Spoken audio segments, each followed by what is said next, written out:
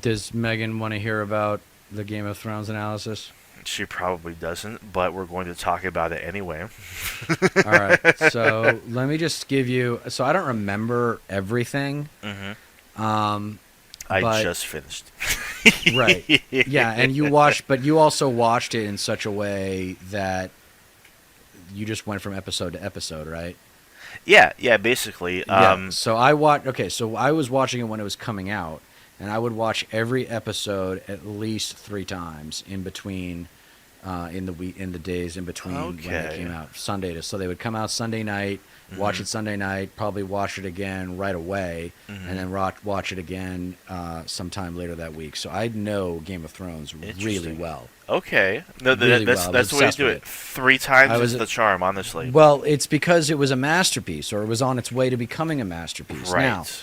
there's a few medium is the message comments to be had with respect to Game of Thrones. And if you noticed, do you agree that seasons 1 through 4 were vastly superior to the last 3 seasons? Oh, absolutely. Okay. It's So the especially yeah. go Like ahead. for no for like I think especially when it came to Tyrion. Like Hmm. he was my favorite character for those first 4 seasons, without a doubt. I think it peaked at the Megan, shut mountain up. and the Sorry. mountain and the viper fight scene, the battle royale. What's it called? The trial by combat between the viper and the mountain was probably the peak of the show. That was the second to last episode Yes. of the 4th season, and then Mhm. you had the Tyrion Tywin resolution in the Mhm. following episode, where Jaime kind of saves the day, and that whole Yeah. Lannister clan was fascinating to me. So Of course. this is the real art of storytelling with respect to good and evil, where the good, the Starks, Mhm. right? They're the Mhm. most obviously benevolent people in the Seven Kingdoms. Yes. It's kind of obvious if you set up a situation what the right course of action is to do. And Mhm. that's what the Starks represent. The Starks represent righteousness and community and fairness and duty and so forth. The Lannisters are gamesmen. They win the game because they have the most gold. Remember the golden rule: he who has the gold makes the rules. And Yeah. so the Lannisters thought that by financing Robert's rebellion, they could get power, and then he married Cersei to Robert, and Robert was in love with Stark's sister. I mean, it was a Yeah. big conglomerate. So all that stuff is fascinating to me. Mhm. I love the first 4 seasons going deep into that world. Dragons were not as big of a part of the show until Mhm. season 5. So the biggest medium is the message moment, though, for you to understand why things dropped off after season 4 is because George R. R. Martin, Yeah. the writer of Yeah. the books, left the writer's room.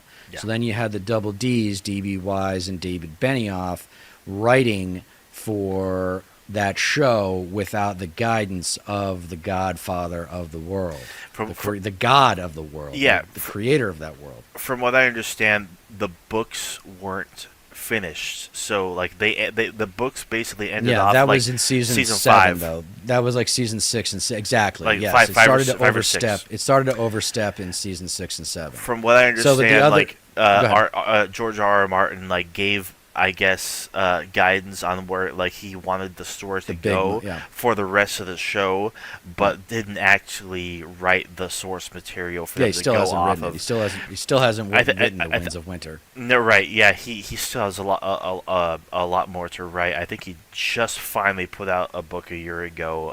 Yeah, the Um, Targaryen kings or whatever. yes, something like that. But yeah, no, like so like after like around season 5, I think it was after the when Jon Snow was killed. I think that is where it was kind of left off. I think it was around that point, if I'm not mistaken. I could be wrong about that, but yeah, that's kind of like what made the first half plus of the show so compelling, is because it was just like directly from the source material itself.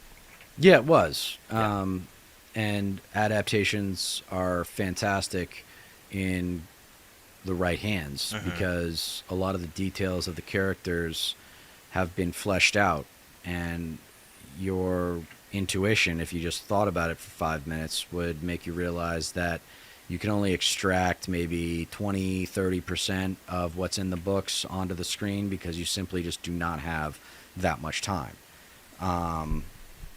That's the medium of the message, is that the medium is the message because limitations are creativity's engine in a weird way.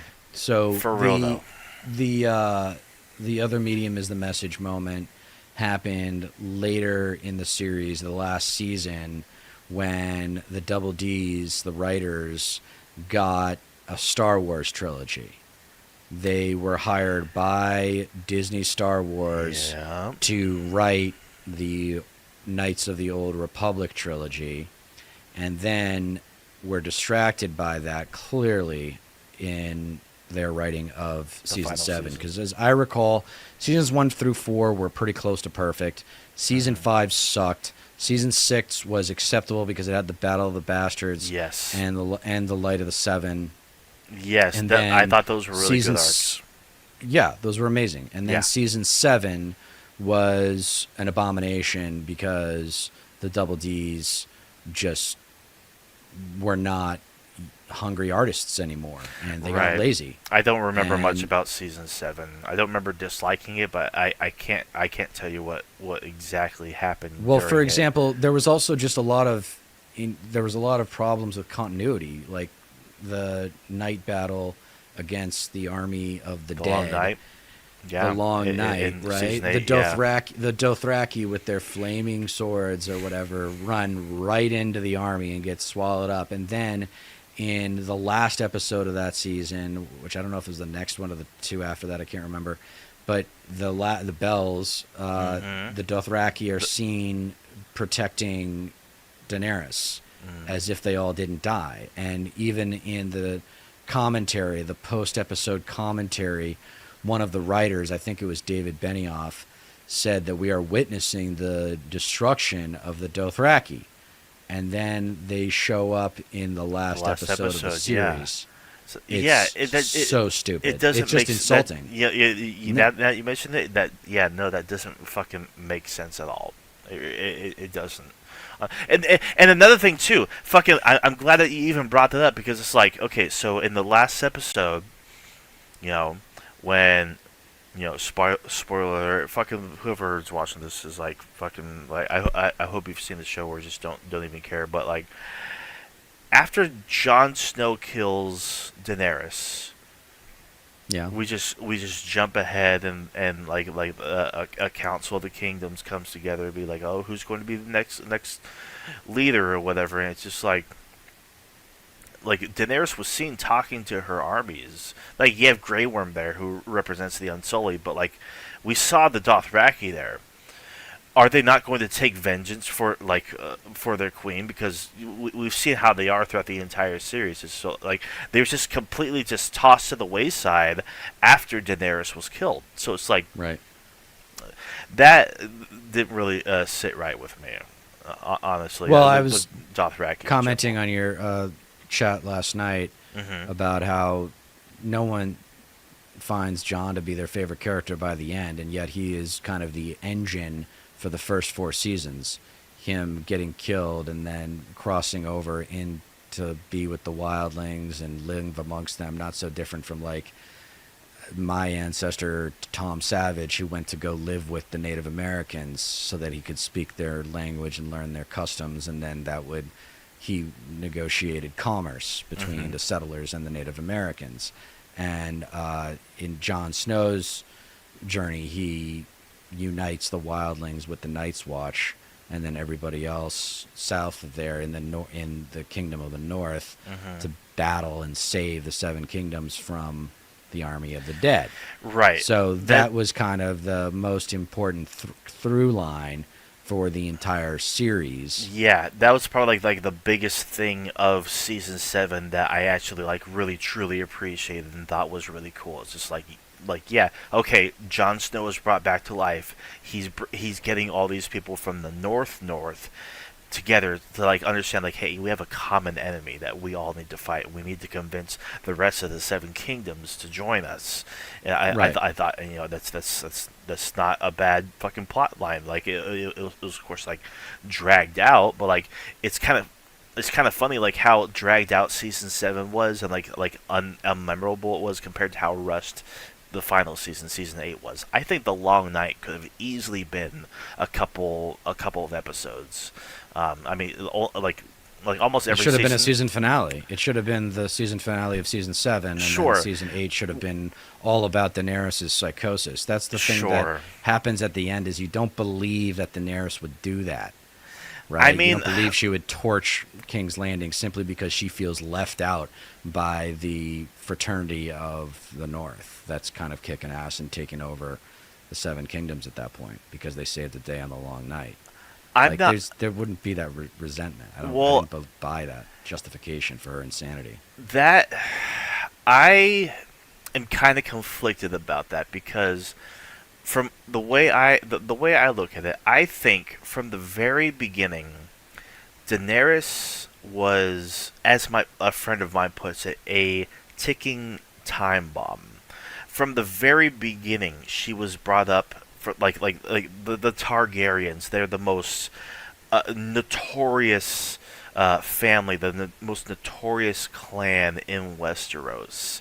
From a very young age, and she was brought up to believe that she would be the one to claim the Iron Throne, to conquer, to Well, it was just actually her brother.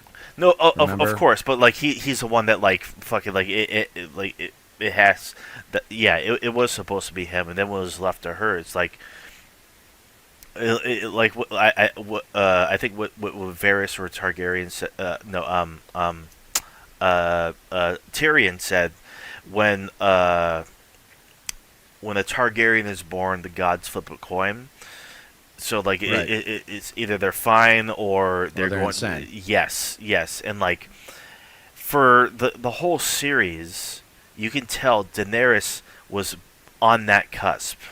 You know, Hmm. you could exactly like she was ruthless in some ways, and she was more um, approachable, more open, more reasonable in other ways.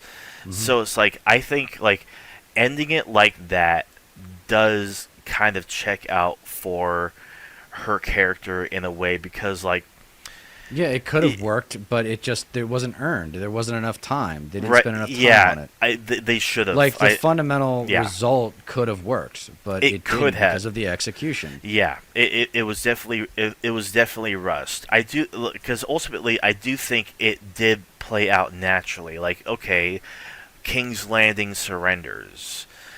Daenerys doesn't give a shit. She wants to torch the place to like teach a lesson, and like she even like admitted to Jon Snow after all that was said and done. It's like they don't get to choose.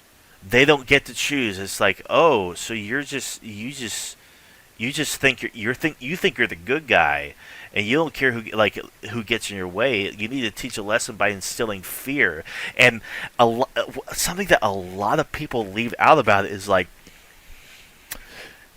she fell in love with Jon Snow. She they became a thing when it Hmm. was revealed that they were related. She was his aunt. He was her nephew. If that would drive someone crazy because even Tyrion said when talking to Jon Snow in the final episode, love is more powerful than reason. I think that's what motivated her. I genuinely believe that. I think But that's that also, Targaryens had a tradition of intermarrying. They had all that kind of stuff was like normal for her. It was but John that was kind of weirded out. that's the thing, and she couldn't handle that. She couldn't accept because John was like too icked out about it. Like it could never have been the same because of that reality, and because John wasn't okay with that. Of course, Hmm. that's she couldn't fucking handle that. So like, I think that's what sent her off the deep end. I like it. it all makes sense to me that like naturally that's what she would have done. Just fucking just literally go scorched earth because she couldn't fuck her nephew anymore. Like of course there are a lot of things I would have done differently. Like season 8 easily could have had a couple more episodes in it. Like drag up the story a little bit. It was obviously very rushed because the writers wanted to do Star Wars and they ended up fucking losing that job anyway. But Yeah, they lost it because of the finale. yeah, like I I think it ended like overall Game of Thrones as a series ended fine. It wasn't awful, but it wasn't very No, great. no. Okay, so Yeah. no. So if you watched it as it came out, Hmm. it was a complete failure. It was a failure of historic proportions. It's one of the worst. It's not one of the worst shows ever, but it's one of the. It is arguably the most disappointing Notorious. product to ever come out of Hollywood. Infamous. Is Game of Thrones. Yeah. It's just a disappointment. A lot. It's just A lot of huge- people. It's a huge disappointment. A lot of people were expecting. I would think a happy ending, and then they forget like what show they're watching. Like fucking like this is the show that gave us the Red Wedding or fucking Cersei nuking half of King's Landing just to get rid of a religious cult. But it's the way. It's the way that we got there. Right. It wasn't earned. Like Yeah. I think watching the episodes back to back to Yeah. back and just doing a marathon like that, treating it like a I do Sopranos marathon. Right. It's like you gotta kind of watch those episodes more Let than them once. sit. There are a lot of Let low them moments. Yeah. Yeah, and I you would don't agree with that. appreciate the way it felt like when it came out. Yeah. Because it was really disappointing. I mean, Game of Thrones Especially if you get more is attached a to it. Yeah. fantasy show. Game of Thrones, a fantasy TV show, could have gone down in history as the greatest TV show ever. Mhm. And instead, it doesn't. Yeah. Nobody talks about it. Anymore. Lord of the Rings is king, Mhm. you know, and No, it yeah. probably always will be. I don't see Right. anything dethroning it. Right. Tywin, Tyrion, and Jaime. So the thing Mhm. you can learn from Tywin is the concept of results, where you either get it right or you get eliminated. And that's kind of what I want to see internally at the Democratic National Committee is we want competitors who win Yeah. and who don't apologize for their criticisms of MAGA, who the last thing that they're worried about is the opinion, the politics of civility, right? Yeah. Like Tywin Lannister didn't give a shit about conventional warfare once he realized he could end the entire war with one stroke at the Red Wedding. Right. Yeah. Like the Red Wedding, the Purple Wedding, the battle between the Viper and the Mountain, like those are iconic moments in TV history. It's just everything that came after them were such underdeveloped ideas. Yeah. So, yeah, man, I'm glad you were able to enjoy it as much as you did through the last 3 or 4 seasons. But for those of us who really were into it when it was coming out, it was pretty disappointing. And it's not disappointing in the way that the Sopranos series finale was disappointing, because upon further review, that Sopranos series finale was actually pretty brilliant. Yeah. But we can talk about that some other time. Have you seen The Sopranos? I actually just started it. I am in the middle of season 1 right now. I'm actually looking forward to going through with it. I'll text you. Yeah, Michael Imperioli and Steve Shermer, I think is his, or Steve Sharippa. The two of them do a YouTube channel where they talk about the different episodes. So you should check that out For sure. while you're watching The Sopranos, because that's another one where you kind of got to watch it more than once to pick up on all the subtleties, because a lot of moments count. A lot of moments count, and if you're not paying attention, you're going to miss them. Right. You'll have to send me the channel. Yeah, I'll send you a link to that. Yeah, I'll send for you a link sure. to that. Yeah. I mean, regardless, I am actually really looking forward to watching House of the Dragon, because I hear it's fucking excellent. It's fun.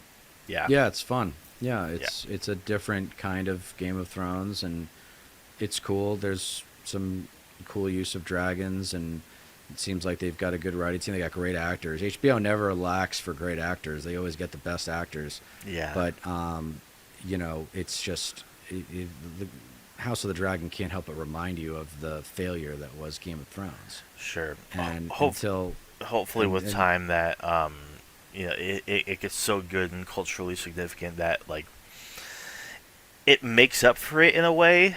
But like I totally understand, like, just because I've been watching videos about like the actors from Game of Thrones throwing shade on season 8 and reacting in the media to like questions about how good it is. Like what like happens? Tyrion. Like, Yeah. yeah. Like Yeah, I know. the various actors What's and whatnot. Yeah. whoever, I forget her name, who plays Daenerys Targaryen. She's like, yeah, best Amelia season Clarke? ever. Yeah, Amelia Clarke. Yeah. And Mhm. then Tyrion. Peter Dinklage. Peter Dinklage is talking to the media. Is like, there are no finer writers in Hollywood than D.B. Wise and David Benioff. Trying And to like saying it, just like towing the company line, like, you're getting paid, Right. so do what Right. you're told. Yeah. Yeah. Yeah. Yeah, I the mean- whole the end of Game of Thrones was a big impetus for. I Have remember. You heard of the? Have you heard of the Fandom Menace? The It's a Fandom Menace. YouTube. No. Yeah, it's the Fandom Menace is what it's called, and it's this group of YouTubers that do nothing but complain about Hollywood not giving them what they want, like little babies who Oh my are complaining to God. mommy and daddy about not getting what they want. But Yeah. they came out of the Game of Thrones failure, like, of that last season, season 8.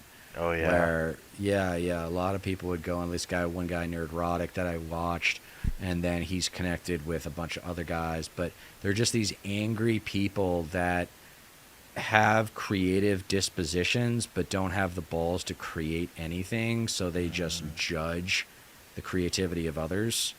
And even this guy Nerdrotic admits that he used to work in Hollywood, and it's like, well, you're not working there anymore. I mean, why aren't you working there anymore? It's because you couldn't hack it. It's because people didn't like your ideas. And maybe there was some politics involved. Having worked in the industry, there's always kind of random things that are beyond your control that prevent you from getting a project made or getting a job or whatever. Yeah. But this Fandom Menace is something you should definitely check out, because it's very conservative. Like, they're huge Trump supporters. Like, they have had conservative politicians on their show. They talk gloriously about MAGA politicians. Oh, And yeah. it plays into something that we've talked about, which is, what does the left have that the right doesn't? Creativity. We have it. Yeah. We have creativity. They are not creative. There are some conservative comedians out there, but their shit's hack. Like, it's not good. You can't be a conservative and be a great artist. Sorry, Right. you can't. Yeah, for real. Like it. Yeah. No, I completely agree. Excuse me. So anyway, I would say Tyrion is a popular choice. I mean, for everyone's favorite character. I mean, I like just the connections. Lady Olenna was probably the best, and Peter Dance, who played, or is it Charles Dance? I can't remember. Yes, Charles Dance, who played Tywin Lannister. He was absolutely excellent. Yeah. Talk about the power of stillness. That guy knew how to soak up attention in a room without doing anything. Yeah. And, so Lady Olenna, my favorite scenes are between Tywin and Lady Olenna, because those are the best actors in the business are the veteran character actors. I don't know if you've ever thought about this, but the reason that the veteran character actors are the best actors in the business is because they're not used to attention. They're not used to being the center of attention. So they know exactly what to do with the attention once they get it. So when you have long, drawn-out storylines involving characters that are played by veteran actors like Charles Dance and whoever played Lady Olenna, I thought she was great. then you see some unique moments in the context of performing arts that you don't see often. Usually it's the Right. character actor interacting with the protagonist, with one of the leads, right? Usually the character actor is there to fuel the motivation or challenges of the main character Yeah. or one of the main characters, like really important sub characters. But in that one, I mean, it was just, yeah, it's an amazing show from seasons 1 through 4, and then it becomes a learning exercise in what not to do when you're producing a show of that size and caliber and richness. I mean, Yeah. those books are thick, man. Those books are really thick. And so there's a lot of great material to get from. I liken adaptations of books as like you're eating a steak, a ribeye steak, right? And what's the tastiest part of a ribeye steak? The cap, where the fat intermixes with the regular meat. And that's like what you're doing when you're adapting for film or TV, is you're eating just the cap. And because that's the best part. You're taking all the Right. best parts and putting it up on screen. Yeah. So Yeah. it's a learning exercise, though. It's, it's a tragedy. I mean, Hollywood, though, is a tragedy. Hollywood is capable of so many great things, but it's held back by a lot of politics and traditions Yeah. and, favors within the agency system and stuff like that. I mean, one agent represents 100 and some odd A-list actors. Like, who's more powerful, one of those actors or the agent representing them? Right. Exactly right. So- yeah. Politics in Hollywood revolves around the agencies, and that's one thing there's probably been too much consolidation in the agencies. I don't know if people know about that, but this guy named Ari Emanuel, who's Rahm Emanuel's brother, came along and started an agency called Endeavor, and then eventually merged with William Morris, which is one of the most legendary agencies in the business. And then you got CIA, who's the other big-time agency, and then you've got a couple others, like what's the one with the begins with a G? I can't remember. And they're good people that work there. Don't get me wrong; like, they're good people that are representing talent, but it's something that not a lot of transparency has been added to is the agencies and how powerful they are, because the people who work at MSNBC have agents. Rachel Maddow has an agent. Rachel Maddow's agent is very good because he makes sure she gets paid $25 million a year to talk about politics, and she's not even the best political commentator on the left. Not even close. She's just been around for a long time. No, I mean, why is Sam Cedar not making that kind of money? Right. Exactly. Sam Cedar's been around just as long as she has. Yeah. And he exactly. makes better arguments, and he's not afraid of corporate political interests corrupting the integrity of his comments. So anyway, you can learn a lot about Hollywood just by studying Game of Thrones and how that show came to be. Yeah. It was when I first saw the trailer for the season 1, I was like, this is like R-rated Lord of the Rings. This is fantastic. No, And it for was real. fantastic. No, of course. But then the magic took over. The special effects took over. The spectacle took over for the story. It happens all the time in sci-fi and genre, Yeah. in sci-fi and fantasy. The Star Wars prequels were a classic example. Episodes 1, 2, and 3 of Star Wars were a classic example of spectacle denying the audience the quality of the story. Right. Yeah. It really didn't even pick up story wise until like the third episode. I like the prequels. I actually think Revenge of the Sith is like a perfect tragedy. Especially like the deeper into the lore that you get that surrounds the prequel era, because it really blossoms so much media, so much material, especially the animated series Star Wars: The Clone Wars.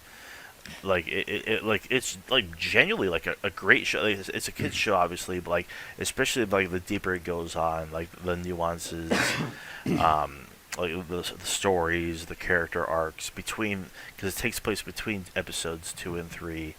I think it was actually like really really well done. Yeah, that might have been well done, but I'm sure George Lucas didn't have anything to do with that. Right. Yeah. Yeah. George Lucas is a director, not a writer. Steven Spielberg doesn't write his own movies. Right. Like, stay in your lane, dude. And George Lucas didn't direct The Empire Strikes Back. Right. I think He's kind of a special effects geek. He's not really a great director. I mean, look Right. who he cast Yeah. as Anakin Skywalker. Hayden Christensen. Are you kidding me? Right. That's the best you got for Right. Anakin Skywalker, the guy who becomes Darth Vader. That's who you go with? There were so Right. many better options. Yeah. There were so many better options out there. I gotta believe that there were better options. He probably Yeah. didn't. He just probably didn't listen to his casting director, Yeah. or his casting director sucked. Right. I mean, I like the idea of going Discovery with that role. Go with some actor, maybe out of the theater that no one's ever heard of. Sure. But you know, and the other mistake. So the reason why the Revenge of the Sith felt like it was a good movie. It wasn't a good movie. It felt like it was a good movie was because it had a lot of payoffs, like the greatest lightsaber battle ever. That's the thing about Star Wars is they're actually sword movies disguised as sci-fi. Like there's Yeah. nothing more thrilling than a lightsaber battle. You know, there's nothing more thrilling than a great lightsaber battle. Right, And that's right. the tragedy is that the lightsaber battles kept getting better, but the story didn't hold up to the lightsaber battles. And that's one thing. Like, and then you got Disney take over and do 7, 8, and 9, which, by the way, George Lucas is on the record as saying there is no Episode 7 before he sold out to Disney. But you know, Right. 7, 8, and 9, they take away the concept of severed limbs. They're gonna have lightsaber battles, but no severed limbs. Oh yeah. No, of course. And yet, one of the biggest moments in the entire film history lore is when Luke gets his hand cut off by Vader, and then in the next movie, what happens? Luke cuts off Vader's hand. And Yeah. I mean, that was brilliant writing. Like, it was a core part of the world. Like, they took the stakes out of it. They just, like, Yeah. that's the thing that Disney does. Disney just castrates really No great stakes. stories. No Yeah. stakes. Yeah. Make no, everything no, soft and no easy. big It's like riffs. mac and Yeah. cheese. God damn it, dude. Yeah. No. The sequels are easily the worst fucking aspect of the whole fucking Star Oh, Wars they're, universe. they're insulting. Awful. They're insulting. Awful. Yeah. Yeah. I will give because I grew up with the prequels, so like I might be biased, but what like as a political junkie nowadays, and I think we've even talked about this before. Yes. But what really gets me about like the prequels is the political aspect of it and the fact that like you have this. It's like what Alex Jones talked about. You have this little known senator from Naboo, and he thrusts himself into the position of chancellor. He's funding both sides of the war, and like he uses Count Dooku to head the separatists, and all of a sudden the separatists are taking control of more planets in the galaxy. And as chancellor, he's granted more emergency powers, and then he creates this grand army of the Republic, and all of a sudden he's literally funding both sides of the war and causing Yeah. more disarray, getting more separatists to influence a lot of the senators on Coruscant, and then like he's granted even Instead of giving a great actor the beginning, middle, and end, like the real journey, instead of saying the same human being, you know, go through training and lose. The hero has to lose. That's the biggest Yeah. problem with 7, 8, 9, is that Rey or whatever her name is, Yeah. never does anything wrong.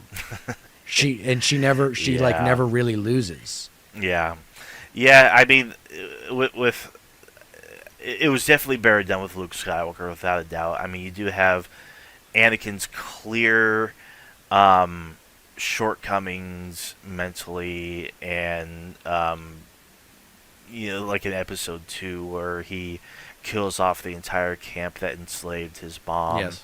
and his arrogance, he you know, rushing Dooku and getting his arm cut off, losing the battle to Dooku, and whatnot, and then in the next episode he's a lot more focused, a lot more tight. He's a Jedi Yeah, but we Knight. didn't see that. We didn't see Yeah. that growth. Yeah, of course, and that's where Star Wars: The Clone Wars comes in. And, I mean, it took fucking years later for the series to manifest, and I think it actually does wrap up that whole arc, that whole era of the universe, really, really well. I'm actually almost done with it. It's actually really well done. But yeah, at the time, I can definitely see like the hate is kind of like it's actually like well deserved.